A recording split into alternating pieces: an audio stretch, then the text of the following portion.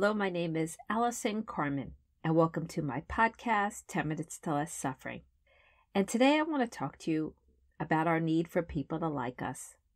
And the problem is sometimes people liking us is in conflict with us doing a good job at work.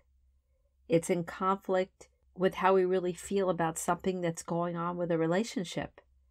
And it's in conflict with the things we believe need to happen in the world for it to be a better place.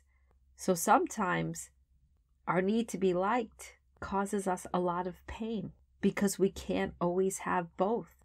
We can't always pursue our goals and have people like us. We can't always be honest in a relationship and have someone like us.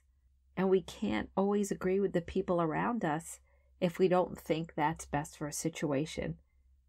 And I have to laugh because I still find myself stuck in this dilemma sometimes.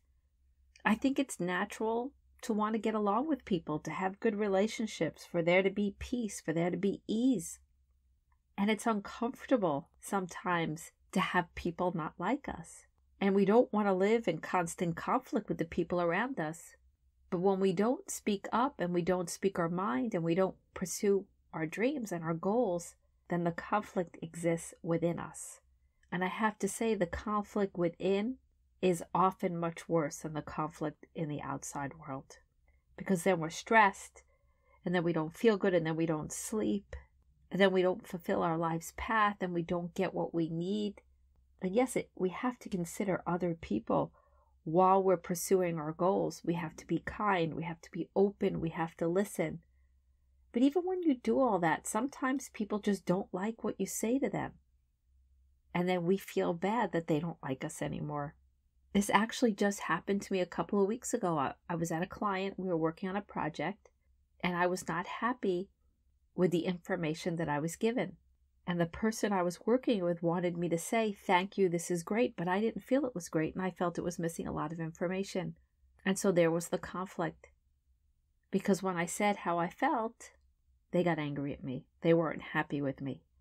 And I felt myself wanting to pull back. Right then and there, I wanted to pull back and say, okay, no, this is fine, this is good, when it wasn't. And I had an obligation to my client to get a particular project done.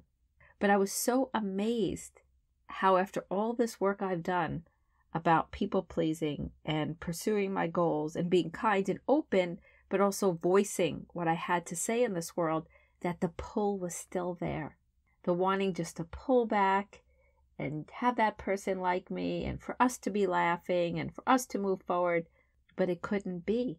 And I actually had to find the stillness. I had to find my center and really ground myself in that moment to keep the conversation going and keep pushing for the information that I needed. And yes, I was nice, and yes, I was kind, but I felt the disappointment in the room. I felt the anger in the room. I felt the unhappiness towards me in the room, but I was hired to do a particular job. And it was only being in my center and reminding myself that I had to take actions that served me and that served the greater good of the organization. So yes, it's always a balance of how we speak to people and how we move forward. But we have to be very careful because often our need to be liked makes us feel less inside, it makes us feel compromised, and ultimately doesn't land us in the place that we really want to be. So I think if you're somebody who wants to have relationships and wants to have fun and wants to be happy and wants people to like them, you're going to have this conflict. And what we need to do is we need to balance it. But the most important thing is we need to stand our ground when it's appropriate, when the time is right, when we have something we committed to get done, when we're not being treated well, when a relationship is difficult, and also when we stand up for things that matter to us in the world. So how can we do this? How can we give up this need for people to like us? And don't get me wrong, we could still want people to like us. But if we need them to like us, then we're always going to be backpedaling. We're always going to be pulling away from those moments when our greatness can shine, in those moments where our voice could be heard, where we could have impact, where we can move forward in a business, move forward in our own life, forward in a relationship. If we're just going to be obsessed with what other people are thinking and making other people happy, we're not going to be able to get there. And sometimes I think, am I trading conflict in the outside world to have less conflict on the inside world? But I don't like to think about it like that. I like to think about the fact that we're all here and we all have a purpose. And it's extremely important that we're whole within ourselves. We understand ourselves. We decide within ourselves what is right. We decide within ourselves what we want, what we'd like to pursue. And we decide that we will be kind and we will be compassionate to other human beings. And as we step forward, we will balance all of those things. And yes, sometimes you're sitting in a room and we need to compromise because the situation calls for compromise. But that doesn't mean we're compromising ourselves. We compromise ourselves when we don't say something because we want to be liked. We don't compromise ourselves when we're in a room and everybody's voiced their opinion and you see that compromise is needed to move forward. Or sometimes you're in a situation and you don't say something because you don't find that it's worth it. Sometimes it's not worth to speak. And I know I've gone over this before. Sometimes it's just not important enough. So we're not compromising ourselves. We're just like, I don't want to spend time on this particular drama or this particular issue.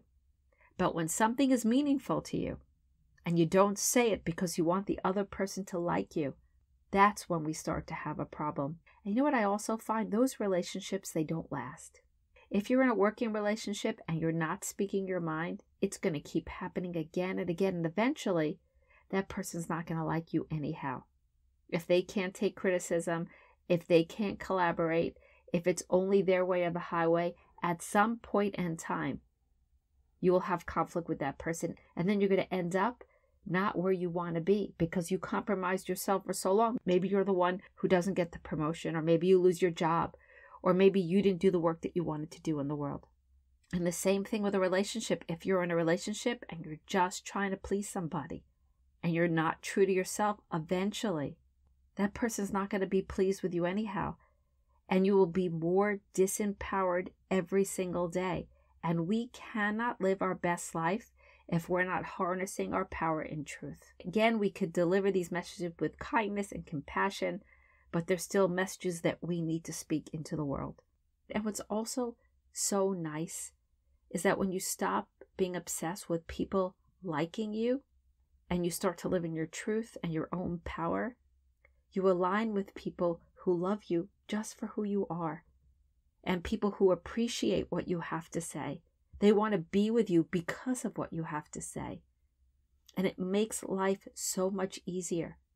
The other way, we are swimming against the waves. We are trying to control what we cannot control.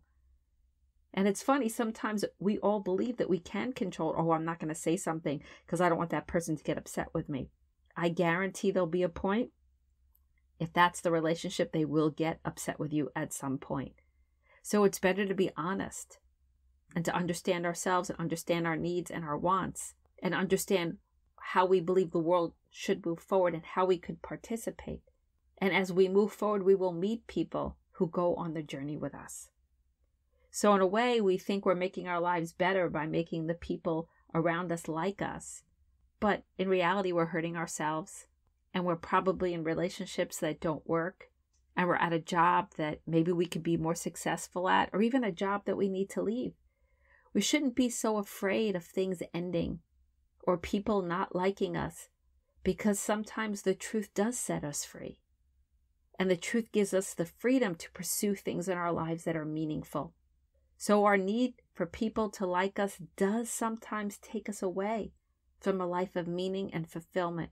So let's try to think less about people liking us and thinking more about who we are and what we want to say and what would give us meaning and what is our passions and how can we move the world forward? How can we move our life forward? How can we make stronger relationships that are in truth?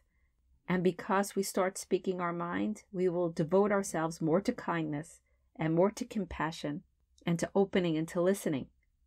We will know the difference between when we compromise ourselves and when we're compromising in a situation to move things forward. We all need to find a way to get along in this world, but not speaking our mind is not the answer. Everyone listening to this podcast has something meaningful to say and meaningful to do. in their lifetime. But that comes with getting to know ourselves, honoring our truth, honoring those around us, and finding a way to live our best life.